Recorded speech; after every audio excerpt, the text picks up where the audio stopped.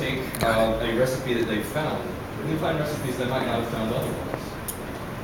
It adds a greater sense of serendipity to the recipe search process, and that was the foundation of this project. The prospective users is pretty applicable to just about anyone, but we've built this off of epicurious.com, so any user of Epicurious would automatically see our Baconized button and they would be able to click it. More on that in a second.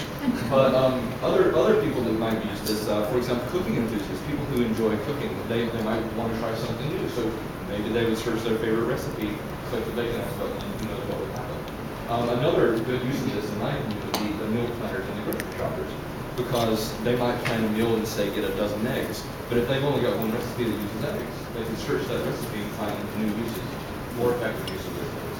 So let's look at the other. Okay, so this is a kind of shoddy representation of, sorry about the resolution on this page apparently. This is what Epicurious looks like to a certain extent. We cut out some of the ads. We do not actually endorse whatever's going on there. So when you actually get to a recipe on Epicurious, it displays the recipe. You have some options of moving on from that here. I actually got to this eggplant manicotti, which seems like a very interesting recipe. I got to that from actually Epicurious's main page, and just because I was interested. And then I want to see maybe what can I get to from this recipe. So here's when we use this Baconized button that we have inserted right here. And so as this process goes on, it takes 3 ingredients from this first recipe, runs a search, and then randomly selects a recipe from those results. And they will talk a little bit more about this process. And then it takes 3 from the next one, and then it takes 3 from the next one. And so while you can't necessarily see it here, it's actually highlighted. And as it's going, you would see the chain that gets you from one recipe to the 6th recipe, hence there's 6 degrees of separation idea. And at the end, I end up with Dijon cilantro tuna salad on whole grain bread, which for me, I thought was really exciting. I was like, oh, that's a good recipe. I'm excited about this one, but I would not have necessarily been looking for that. And I'm open and receptive because I clicked that Baconized button. So when I get to that, I'm like, yeah. Justin was not very happy with this result, but he can run the Baconized button on whatever he wants to. So we would see this as being something that if you wanted to see this last recipe, you would click through the title and it would open in another window, and then you could come back to your Baconized results if you wanted to see the other recipes as well. And turn it over to you guys. This is where the bulk of the action happens. It's not as pretty as the other. I'm sorry. This is where the bulk of the action happens. It's not as pretty as the Epicurious page, but hopefully it's a little more useful. Okay, it's the basic initialize your results. You have to parse the ingredients of your first recipe to determine what you're going to search on. Courtney's going to talk about the details of that because that's where the magic happens. And then you just run your search, check that you've got valid results, and use that as the seed of your next search. And then go 4 times, 5 times until you have your 6 results and you're done.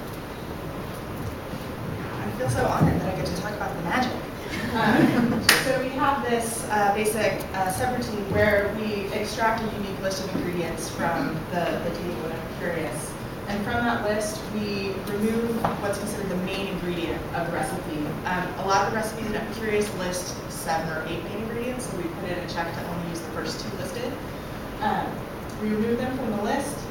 We double check, we've got an exit if that leaves nothing left in the recipe to go back and get a new one. And then we randomly select up to 3 remaining ingredients. If there are fewer than 3, then it just takes whatever's left. Thank you. We also have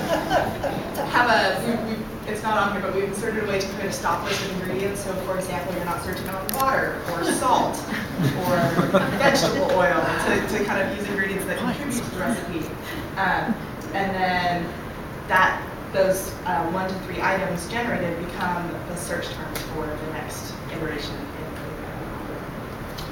the We got about a minute left. I'm going to tie us back into why our system actually relates to serendipity.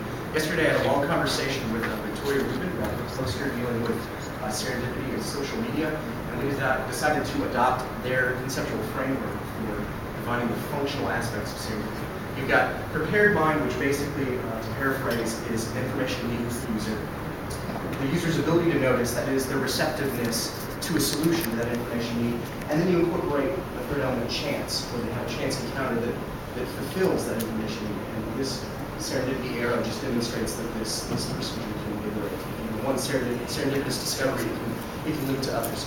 The real breakthrough we had, I think, was that we related serendipity to Granovetter's seminal work on the strength of weak ties, which, while originally relates to social networking,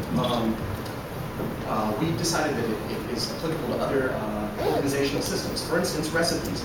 If you look at a network diagram like this, you could envision the cluster of nodes on the left-hand side being closely related recipes, for instance, that might share similar main ingredients, but they might relate to another cluster of recipes by virtue of secondary ingredients. And our system takes advantage of that. By eliminating the primary ingredients from the search list and then doing searches based on secondary ingredients, you could find recipes that you might not have thought of that have a similar taste or theme or flavor, and yet are not in the same clustered family of recipes.